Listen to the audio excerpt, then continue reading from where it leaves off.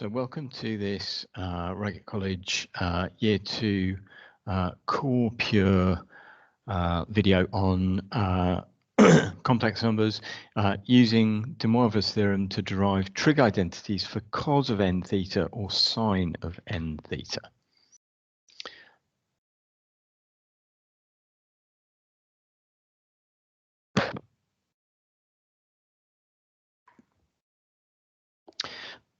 So in our course workbook, we've got these identities here. We will come back to them in the next video. We don't need them to answer this first question here. So use de Moivre's theorem to show that sine of 5 theta is this. What we're going to do is all of these questions are going to start in a very similar way. We're going to say let z equal cos theta plus I sine theta.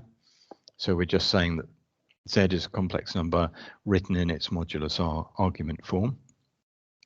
And then because of that 5 here and the power of 5 there, we're going to consider z to the power of 5. So z to the power of 5 is equal to cos theta plus I sine theta to the power of 5. And we know by de Moivre's theorem that that's equal to cos of 5 theta plus I sine of 5 theta. And that gives us a clue as to how to proceed. So we're going to look at z to the power of 5, and then we're going to consider its imaginary part. The other thing that we're going to do with z to the power of 5 is we're going to expand this using the binomial theorem. So using binomial expansion,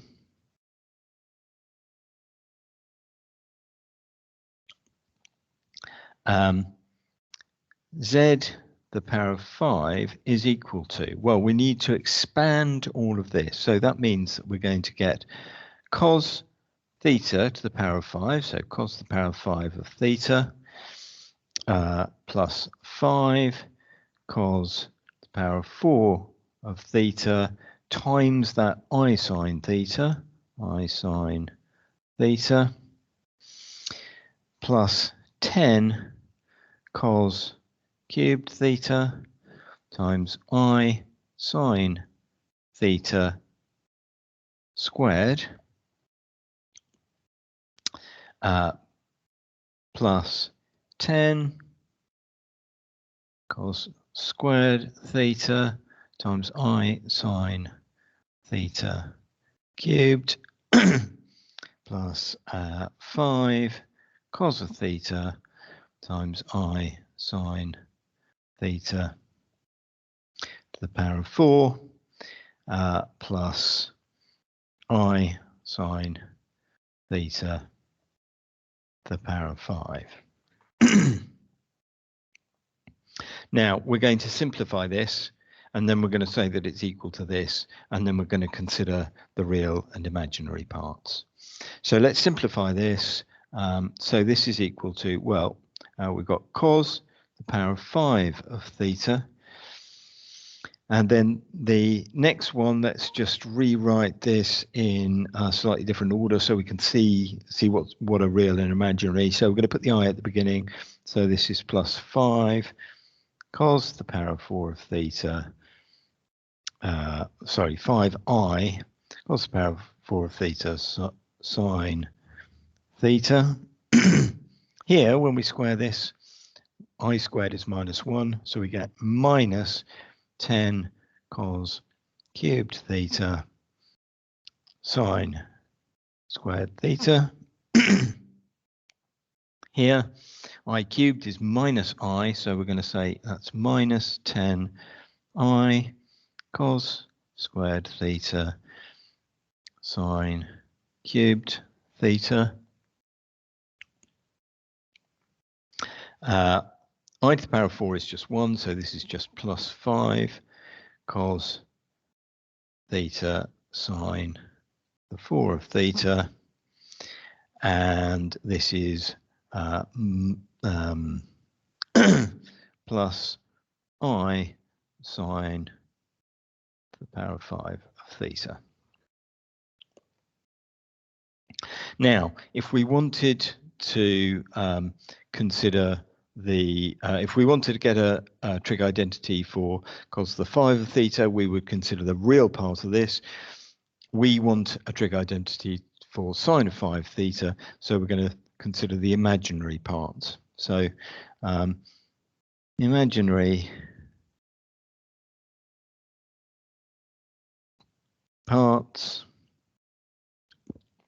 So we've now got I sine 5 theta is equal to the I parts multiplied by I here. So sine 5 theta is equal to, well, we've got this one. So 5 cos the power of 4 of theta sine theta. Where are we? This one.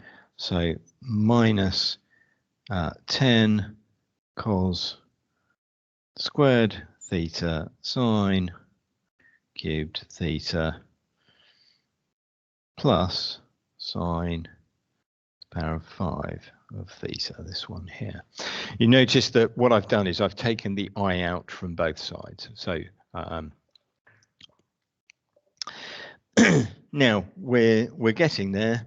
We want a trig identity which is only in terms of sine, so we need to change this cos squared theta here to 1 minus sine squared theta, and this to 1 minus sine squared theta all squared.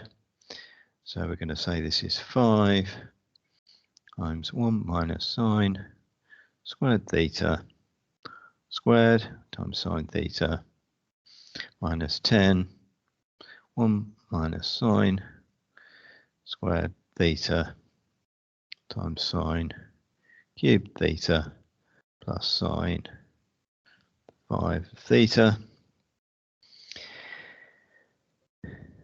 This is 5. Let's put the sine theta in front. 1 minus 2 sine squared theta plus sine power of 4 of theta. This is going to be, if we multiply this bracket out now, minus 10 sine cubed theta, and then we've got plus 10 sine to 5 theta plus another one. So it's plus 11 sine 5 theta.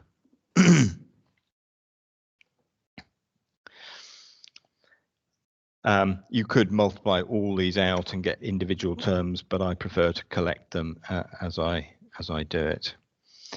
And we're nearly there now, so we can now write that we've got, well, let's look at the sine to the power of 5 theta from here. So it's going to be 5 sine to the power of 5 theta plus another 11 is equal to 16 sine to the power of 5 of theta.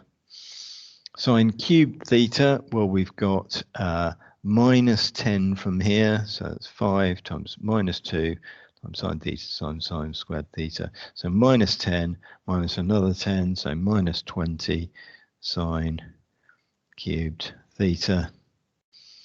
And then we've got plus 5 sine theta from here, so plus 5 sine theta. Sine 5 theta, let's put that over there. So we've now got to our trig identity that we were asked to prove. Okay, I'm going to finish the video there, and then we'll come back in a second video to look at trig identities for powers of sine and cosine, which work in a slightly different way.